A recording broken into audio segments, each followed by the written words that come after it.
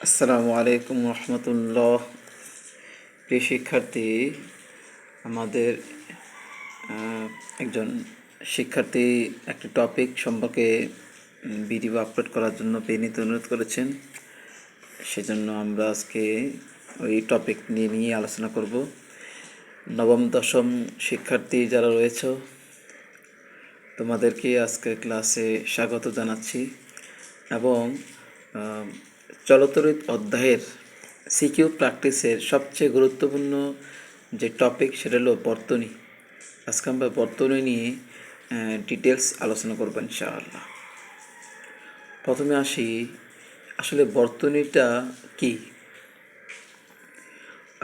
বর্তনী হলো তড়িৎ প্রবাহ চলার সম্পূর্ণ গতিপথ। এটা হলো বর্তনী। তড়িৎ প্রবাহ চলার সম্পূর্ণ গতিপথকে তড়িৎ বর্তনী বলে।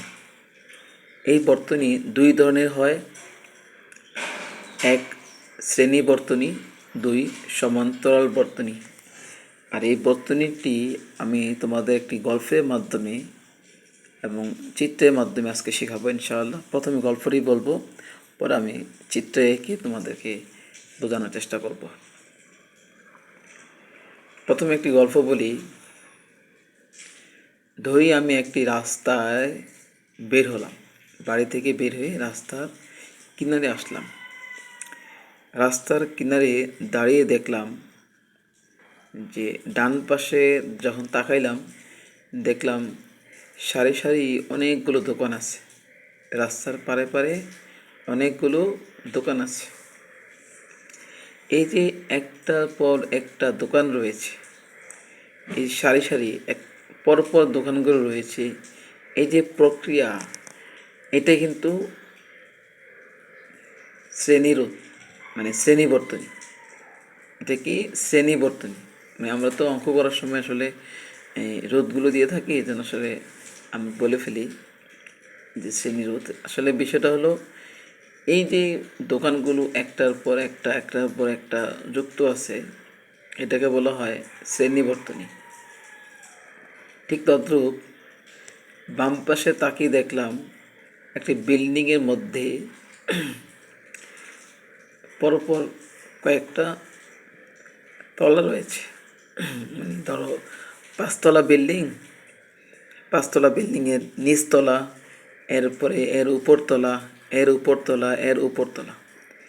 এই বিল্ডিংগুলো করার জন্য অবশ্যই বিম তৈরি করতে হয়েছে।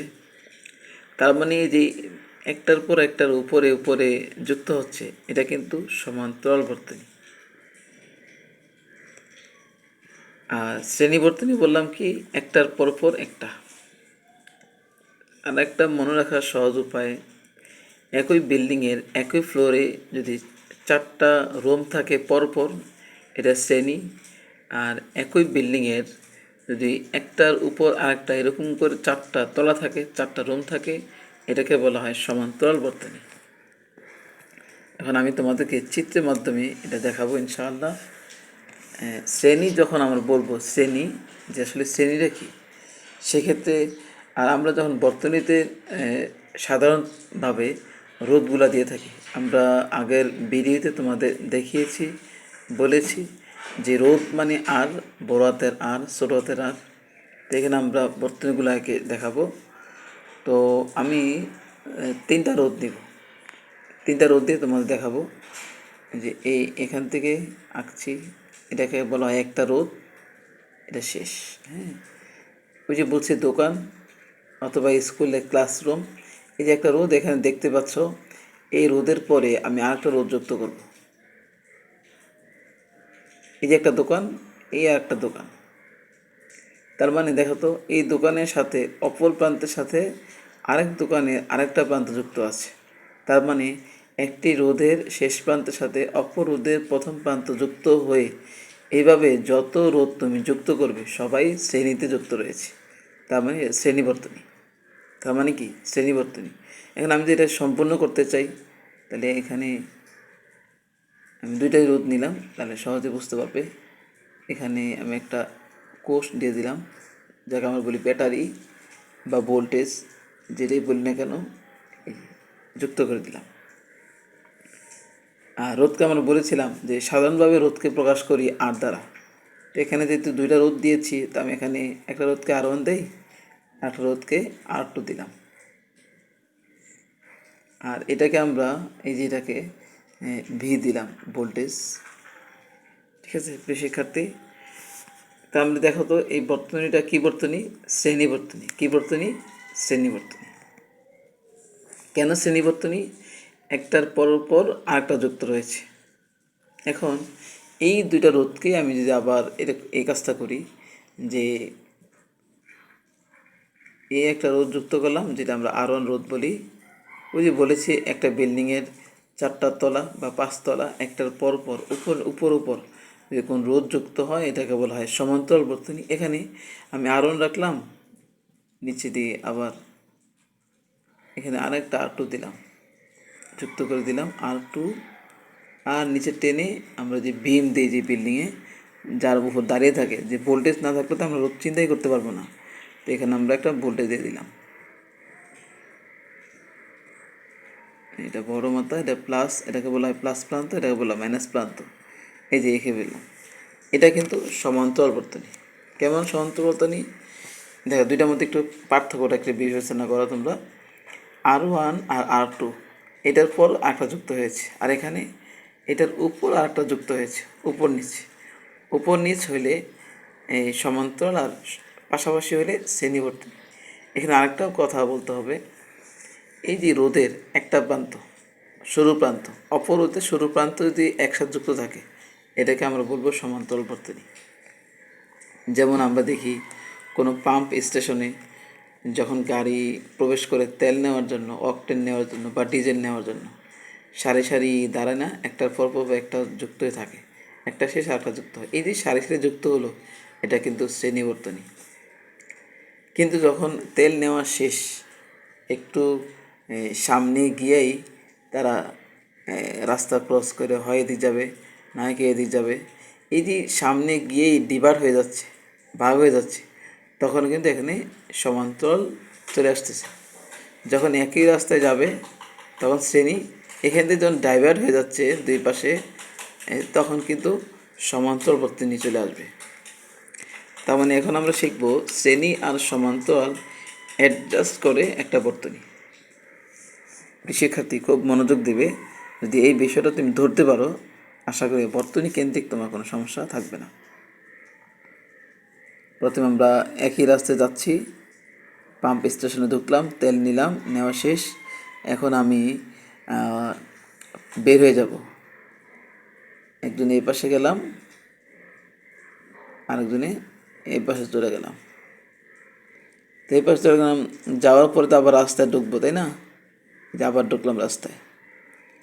তার মানে এই যে রাস্তায় ঢুকলাম, তো আমি যে কোর্সটা শেষ করে দিই, বর্তনীটা ক্লোজ করে দিই, তাহলে এখানে দেখো তো কীরকম আসে। এটা বড় মাত্রা, এটা প্লাস, আর এটা ছোটো মাত্রা, এটা মাইনাস। এখান দিয়ে তড়িৎ প্রবাহিত হয়, আর এখান দিয়ে ইলেকট্রন প্রবাহিত হয়।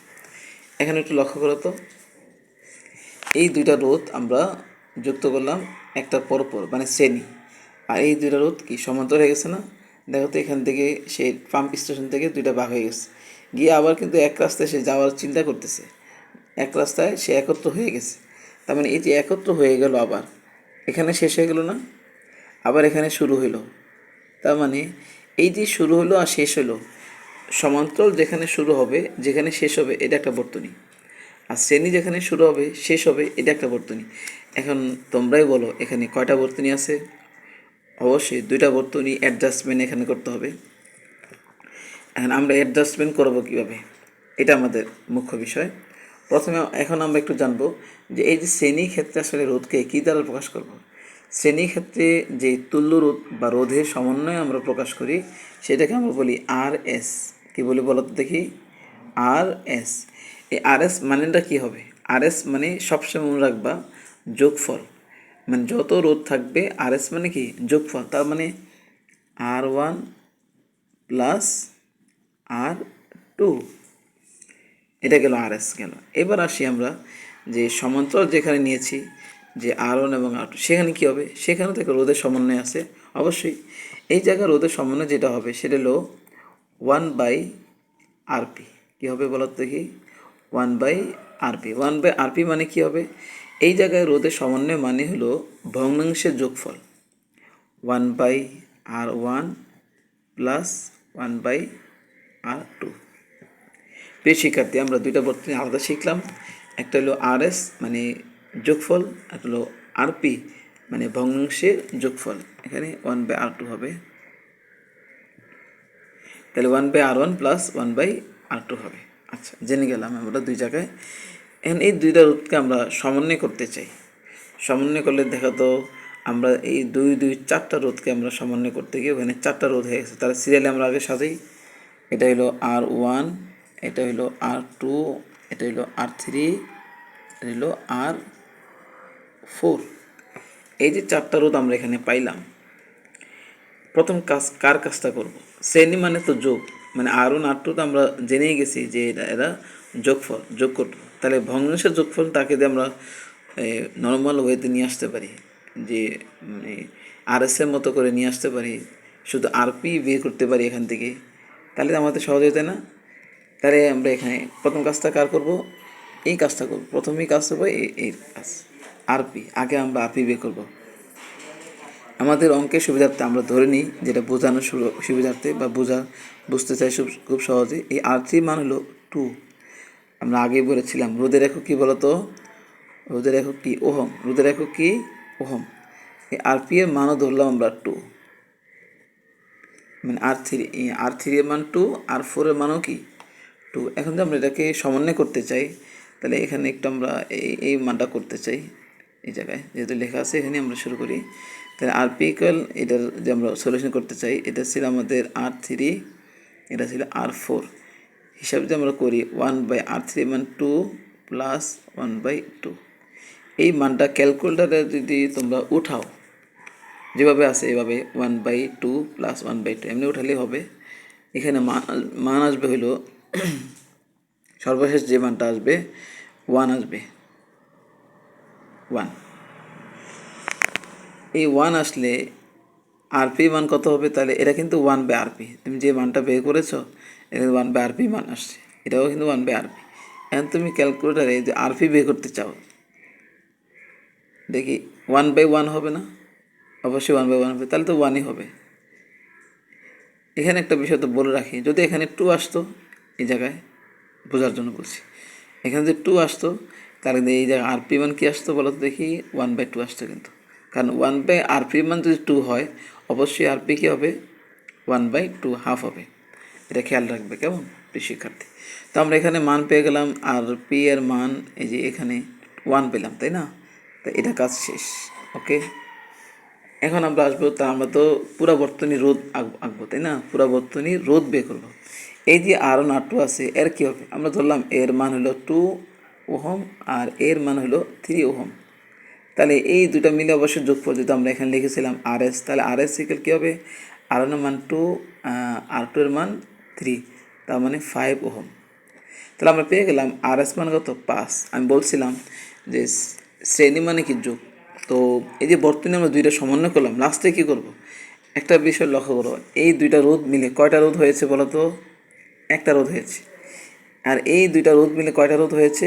একটা রোধ হয়েছে। এই দুটো যোগ করে দাও, তাহলে কী হবে? লাস্টে যেহেতু আমরা RS একবার ব্যবহার করেছি, এখানে আমরা লিখব RS1। কী লিখব? RS1 ইকুয়াল দিয়ে লিখব আমরা যে RS প্লাস RP। তাহলে RS এর মান হলো